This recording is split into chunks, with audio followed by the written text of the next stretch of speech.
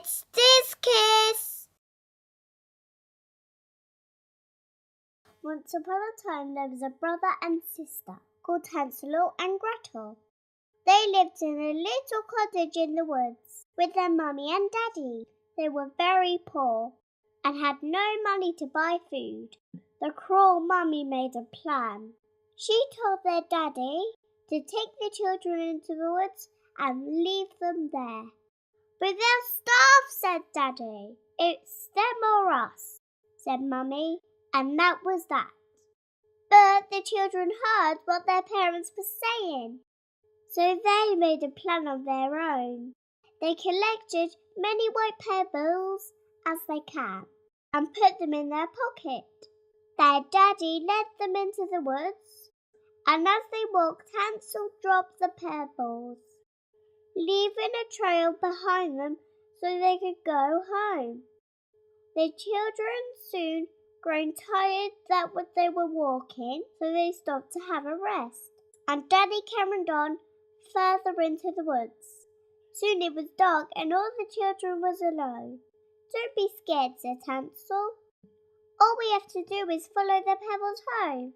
So the children followed the pebbles, and a short while later they got back to the cottage. Daddy was so happy to see them. He never wanted to leave them behind, but the cruel mummy was very angry. She told Daddy to take them into the woods again, but to walk further and to leave them there. Daddy was sad, but he did as he was asked. The next morning, Mummy gave the children some bread and told them that they were going for another walk. Clever Hansel tore up little lumps of bread and dropped them along the way just as before. And again they stopped to rest, and Daddy carried on walking to the woods. It soon got dark, and the children were all alone. "Don't be scared," said Hansel. "All we have to do is follow the breadcrumbs home." But when they looked for the breadcrumbs, they were all gone. The birds must have eaten them, and now they really were lost and alone in the woods. It was a cold and scary night. By morning, a white bird was flying around, so the children followed it, and it led them to the little cottage. The walls were made of bread, the roof was a ginger cake, and the windows were sugar. Hansel and Gretel were so hungry, they started to eat the cottage. Then an old woman appeared. "Nibble, nibble, little mouse.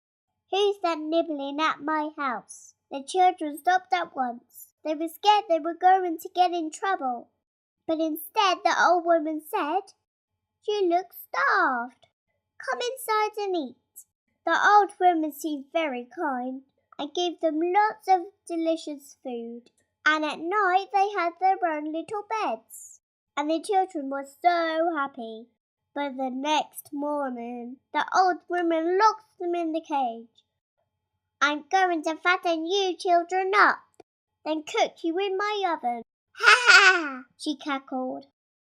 Every day she asked the children to poke their finger out of the cage so they could feel if they put on weight. But clever Hansel picked up a bone and poked it out for the old woman so she would think he was still skinny and wouldn't cook him yet. But the old woman soon got impatient and decided to eat the children today. So she told Gretel to light the fire in the oven. "Now climb in, my dear, and make sure it's hot." "But I'm no good at climbing. Could you show me how?" So the old woman put her head in the oven, and Gretel pushed her in. And that was the end of the horrible old woman. Gretel freed her brother from the cage, and they looked around the cottage.